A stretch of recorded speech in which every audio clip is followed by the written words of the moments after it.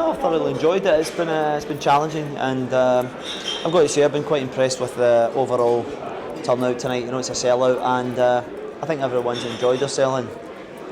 I know the season's only finished a few days, but I think most people are kind of looking forward to next year. So there's a lot of tough work to be done over the season due to the fact the amount of players we've let go, and we've got to try and recruit some.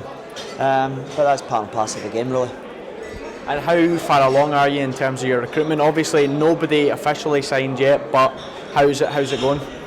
Yeah, we're in the process of trying to re-sign one of the younger boys who's played this kind of bit part over the last couple of months for us. So we're kind of getting close to do that. I've got one or two things kind of bubbling over, and a few things I'm really frustrated with. But you know, I think that's going to be very much the case throughout the summer. How difficult is it with obviously teams in the playoff? I understand one of the things you're frustrated with is maybe a player that's playing with a team that's in the playoffs at the moment. But in terms of also the Scottish Premiership still in the midst of still action going on, how difficult is it to kind of plan when these players are still playing at clubs at the moment? No, the thing is, that's the thing. We're not getting too caught up or caught in a panic that the lack of bodies that are about at the moment. I think come the end of this month, a lot of people will be effectively, their contracts will be finished. A lot of people haven't informed players as of yet either. So the key is just to try and keep your ear to the ground. I'm speaking to people more or less every day, and you know, things are kind of materialising as we speak. You know, some days are quiet, and other days you're kind of like, okay, that may be something of interest to us. And you just reminded me of someone I spoke to today. I forgot all about it. So there may well be something to be had there as well. So there's a few things on the go at the moment. I just need a couple of days holiday, mate. I'm knackered at the moment, but you know, I've got a couple of awards this, and I've got another one tomorrow night, and then get a couple of days rest, and then 5 days back into work, really. It's obviously difficult without naming names or anything. How close do you think you are maybe to adding? Yeah. Potentially we could have an important one tomorrow morning. I'm hopeful that in principle we can agree with someone tomorrow. He's somebody that fits the criteria. He's relatively young, good mobility, good ability, and I'm just looking there because Tony Fitzpatrick's over the back there. Can I give me the nod? If he maybe dips into the purse strings, we might get over a line. And we've seen tonight the Player of the Year award. Stephen Mallon, second year in a row, he's won Young Player. Obviously, Keith Watson won the Player of the Year. He's away to St Johnstone. He's earned his move there. How important is it for Stephen Mallon? You know, he's won his second year in a row, as I mentioned. He was talking about since you and Faz came in that he's learned off of both of you. How important is it for him to keep learning next season? Well, the thing is, he's really just a novice due to the fact, you know, he's probably played a couple of years. He's got a lot more developing to do. Of that I'm certain. I was fortunate. I played almost 700 games in that position at various levels, and I think it's something that we can, up until his 28, 30, he'll still be learning. You know, learning how to play the position, game awareness, everything, how to manage yourself as a player on and off the pitch. So there's plenty of things for Stephen to develop. We wish Keith and the rest of the boys who have left us, we wish them every success wherever they go. I've got to say, most of the boys, the majority have been absolutely brilliant since I got here. They've been great, really. So as I said, we wish them the best.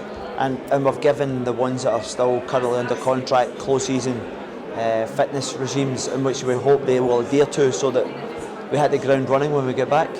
You touched up on the turnout for tonight's event. It's actually been pretty much sold out. Yeah. Also, season tickets have gone quite well on the week that they've gone. How important is it to have a good support next season?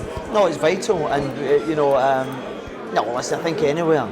I try to make a point of that in terms of after we get our first one at home after 10 months or so. It was important because we started to get a little bit of momentum. I think the fans have seen that. I think it's been tough for the St Mirren fans in recent years with relegation and obviously a slow start. So I think it was important to finish strong, and that's one of the reasons why I was so happy to nick a point against Rangers at the death, because it leaves everybody going away thinking, right, okay, we can maybe do something. But it's very difficult to establish where we're going to be at the beginning of the season because we haven't got enough bodies in at the moment, but we're hopeful we can get there with a bit of preparation, a good pre-season under our belt, which is important. Then, you know, we can take the club, we can have a good year at least next year, and try and compete and try and get in that top four and get back to where the club belongs, really.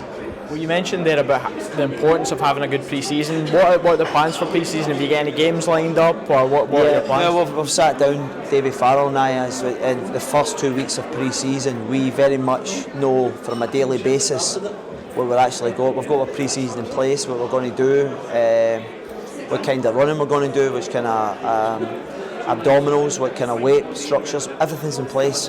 So we're ahead of the game from that point of view, and then we may well tinker with that, depending on the physicality of the players coming back. If they come back in the shape that we're looking for, we might shorten the pre-season and then get right into the games after about eight days. And that being as we can hopefully get maybe 2 or 3 games under our belts. We have a view going into the cup game in the 16th. And just finally, looking at the league next season, Rangers are already promoted. Raith, Falkirk, Hibs, one of them could go up. Maybe a Kilmarnock could come down. We already know the United are coming down. The Dunfermline are coming up. Yeah. What are you expecting from the league next season? Listen, the win or no illusions is going to be difficult. I said this last week in the local media, and I think they were saying it was the end of our year. But I don't know what the headline was, but it wasn't that important. What my message is Dunfermline will be competitive, Dundee United will be competitive, and the ones that are round about us now, whether it's Falkirk, whether it's Hibs, whether it's Raith, Morton, Queen of the South. So it's going to be an extremely difficult league. There's no doubt about it. I think in terms of budget-wise, a lot of the teams will be similar. So it's really how you can organise them and get momentum. It's as simple as that. So, but again, listen, I came into this job just at Christmas time there, and I knew it was going to be a challenge. I don't think it'll be any different next year.